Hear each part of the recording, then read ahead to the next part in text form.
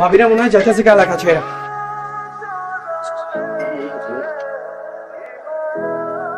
দেখা হবে। ধ্যাৎ।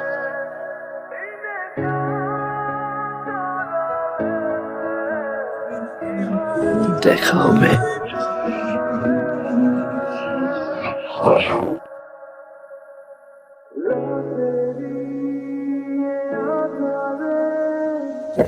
আসসালামু আলাইকুম।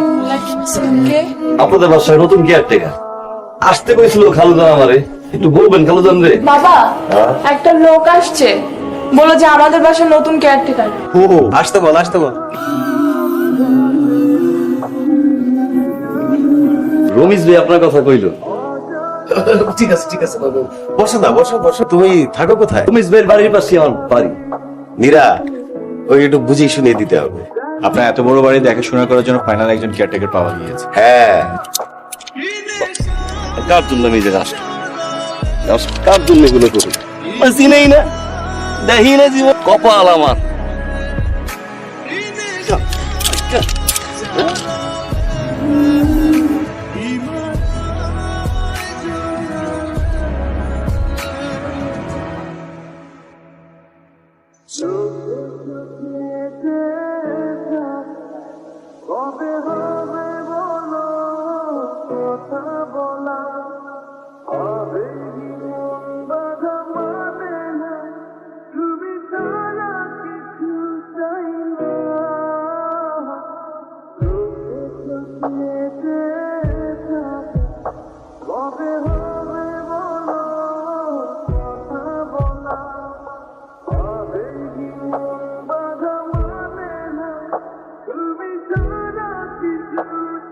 বাজারে কি অবস্থা দেখেছো? নাও। না ভাইয়া, আরে নাও, যা খাবার এখানে খেয়ে যেতে হবে, বাসে যেতে আর খাওয়া সম্ভব না। আপনি কিন্তু মানুষটা অনেক ভালো। আপনাকে সম্পর্কটা কি অনেক দিনের? আরে না, তোমার আপুকে চিনি এই 6-7 মাস হবে। ভাই আপনারা বিয়ে করতেছেন কবে? সবাই তো চাচ্ছে অনেক জলদি, কিন্তু তোমার আপু চাচ্ছে একটু সময়।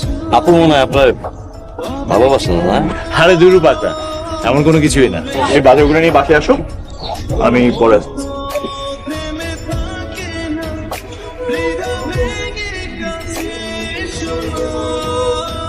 আপু কি করেন? গল্প লিখছিলাম, কিছু বলবেন? আপনার একটা কথা বলি, বলেন না। আপনি কি সত্যি বিয়ে করবেন?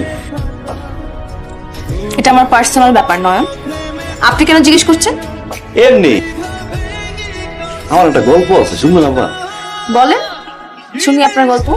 আমার ওই এলাকায় একটা মেয়ে ছিল আপনার মতো দেখতে, প্রতিদিন কলেজে যাই, তাকাই তাকাই দেখ, কোনো সময় মনের কথাটা হইতে থাকি। তারপর কি করলেন আপনি? তারপরে আর কি এলাকা ছেড়ে চলে গেল।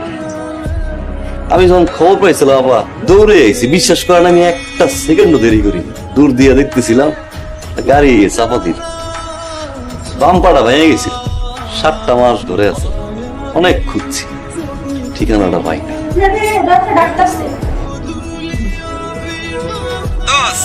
কি করস? গট্টকা গাইছস? আর কদ্দুর ভাবিরে কইছস? ওইটাই তো গেছিলাম, আমি তো তখন তো তাহলে খারাপ।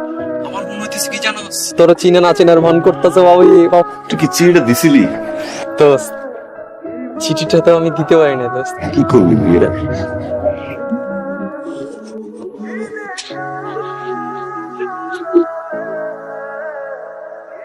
কান্দুস্তান খালো না, খুব বুকে ব্যথা করতেছিল, আপা তাড়াতাড়ি ডাক্তারের কাছে নিয়ে গেছে কি বস কখন?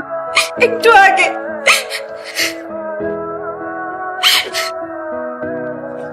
আমি রাজি ওকে বিয়ে করতে, বাবা। অনেক তো অপেক্ষা করালি।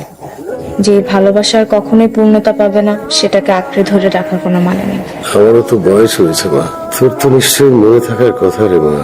আমরা যখন জায়গা বদল করে এখানে এলাম, কি ভীষণ বিপদে পড়ে গিয়েছিলাম। তখন যদি আসিফ আমাদের পাশে না দাঁড়াতো। আমি জানি বাবা, বুঝি। তুই রাজি হয়ে যা মা, আসিফ তোকে অনেক ভালো রাখবে। তুই আমাকে কথা দে মা, অন্তত কাবিনটা করে ফেল। কালই করবো।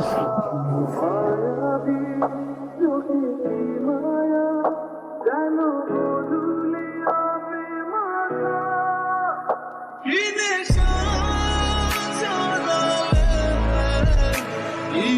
আপনি নাকি ছুটিতে বাড়ি চলে যাচ্ছেন? আজকে সন্ধ্যায় আপুর কাবিন। আজকে দিনটা থেকে গেলেই তো ভালো হতো। আর আপনার গল্পটা তো পুরোটা শোনা হলো না।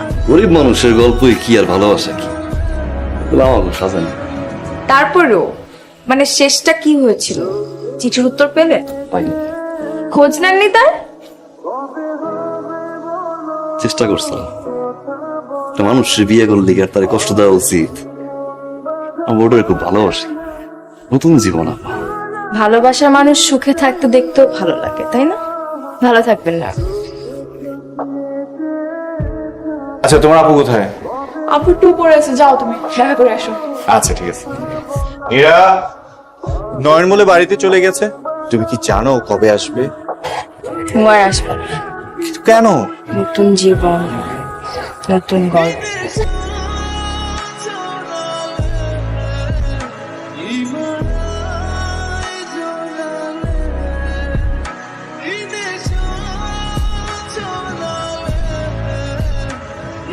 ধুৎ, গল্পের নাম কোনটাই ভালো লাগছে না। দেখা হবে।